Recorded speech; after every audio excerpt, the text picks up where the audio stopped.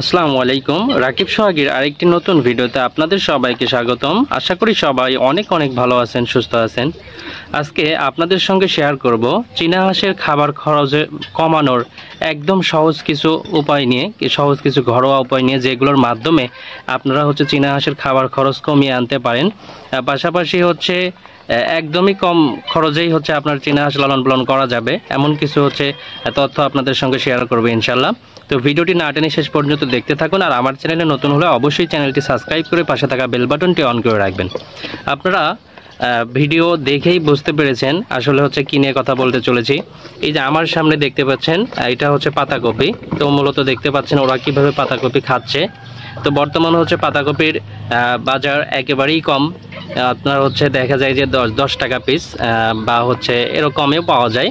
তো সব মিলিয়ে আমার হাঁসগুলো মূলত দেখা যায় যে, যেহেতু আমার এটা গ্রামে নাই, আমি গ্রামে থাকি না, এটা আমি শহরে একটা বাসায় ভাড়া থাকি। সো গ্রামে থাকলে আমার খাবার খরচটা আমি আরও কমিয়ে আনতে পারতাম। সেটা কীভাবে? চীনা হাঁস প্রচুর পরিমাণ আপনার ঘাস খায়, সবুজ লতা পাতা যেগুলোই দেন না কেন, এরা প্রচুর পরিমাণ খায়। এতে দেখা যায় যে চীনা হাঁসের খাবার খরচটা একদমই কমিয়ে আনা যায়। কিন্তু যেহেতু আমার গ্রাম না, সো আমার এই যেগুলো খাবার কিনেই খাওয়াইতে হয় আর কি।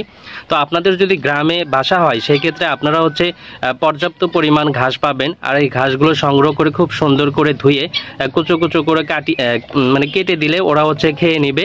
এতে করে দেখা যাবে যে আপনি যদি সকালে প্রত্যেক দিন রেগুলার সকালে ঘাস দিলেন, এরপর দুপুরে হয়তো একটু দানাদার খাবার দিলেন, এবং বিকেলে গিয়ে একটু চালের গুঁড়া এগুলো দিয়ে দিলেন। এতে করে কিন্তু আপনার চীনা হাঁসের খাবার খরচটা কমে যাবে।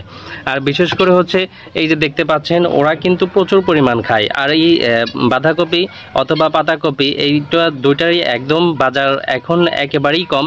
সো এইগুলো আপনারা নিয়ে এসে যদি একটু সিদ্ধ করেও দেন, এতে ওরা আরও ভালো খায়। যদি বা আমি সিদ্ধ করে দিইনি, সিদ্ধ করে না দিয়ে এমনিতেই কেটে দিয়েছি। এই যে দেখতে পাচ্ছেন ওরা কিন্তু সেইভাবে খাচ্ছে। তো আমি এভাবেই আমার হাঁসের খাবার খরচ কমিয়ে আনি। পাশাপাশি যদি আশেপাশে ঘাস সংগ্রহ করতে পারি, সেটাও নিয়ে আসার চেষ্টা করি। এতে করে দেখা যায় যে আমার চীনা হাঁসের খাবার খরচটা খুবই কম লাগে। তো এইভাবে যদি আপনারাও করতে পারেন, তাহলে আপনাদের চীনা হাঁসের খাবার খরচও কমিয়ে আনতে পারবেন। এছাড়া চীনা হাঁস খাবার খরচ কমানোর আরেকটি উপায় আপনাদেরকে বলছি। সেটা আপনার বাসার যে উচ্ছিষ্ট যে তরি তরকারির খোসাগুলো থাকে, এরপরে উচ্ছিষ্ট ভাত, এ জাতীয় যত কিছু আছে, এই সব কিছুই কিন্তু ওদেরকে দিলে অনায়াসে খেয়ে ফেলে। এতে করেও কিন্তু আপনার চীনা হাঁসের খাবার খরচটা কমিয়ে আনা যায়। এছাড়া আপনারা চাইলে ওদের ভিটামিন ক্যালসিয়াম পূরণের জন্য, এই যে আমি যেরকম বাঁধাকপি, পাশাপাশি আপনার ফুলকপি, আমি দুইটাই এখানে দিয়েছি মিক্স করে। তো আপনারা চাইলে এটা দিতে পারেন। এতে করে ওদের ভিটামিন ক্যালসিয়ামের চাহিদাটা পূর্ণ হবে। এর পাশাপাশি যদি প্রত্যেক দিন আপনারা ঘাস খাওয়ান, তাহলে ওইখান থেকে ওদের ভিটামিন ক্যালসিয়ামের চাহিদাটা পূর্ণ হয়ে যায়। পাশাপাশি আপনারা চাইলে মাঝে মাঝে কচু পাতা সিদ্ধ করে চালের কুড়ার সঙ্গে মিশিয়ে দিতে পারেন। এতে ওদের প্রচুর পরিমাণ আয়রন বৃদ্ধি পাবে, ক্যালসিয়াম ভিটামিনের চাহিদা পূরণ হবে। এভাবে যদি আপনারা কন্টিনিউ ওদেরকে খাওয়াতে পারেন, তাহলে আমি মনে করি যে এক্সট্রা আপনার ভিটামিন ক্যালসিয়াম এগুলো দেওয়ার প্রয়োজন হয় না। কারণ ওদের শরীরের যদি পর্যাপ্ত পরিমাণ ভিটামিন ক্যালসিয়াম থাকে, তাহলে ওরা ওদের শরীরের গ্রোথ ভালো থাকে এবং প্রোডাকশনে ভালো থাকে। তো এই সব মিলেই আজকের এই ছোট্ট একটা ভিডিও। আশা করি আপনাদের অনেক কাজে লাগবে। যদি কাজে লাগে, তাহলে অবশ্যই চ্যানেলটি সাবস্ক্রাইব করে পাশে থাকা বেল বাটনটি অন করে রাখবেন। দেখা হবে পরবর্তী নতুন কোনো ভিডিওতে, নতুন কোনো টপিক নিয়ে। সে পর্যন্ত সবাই ভালো থাকবেন, সুস্থ থাকবেন। আল্লাহ হাফেজ।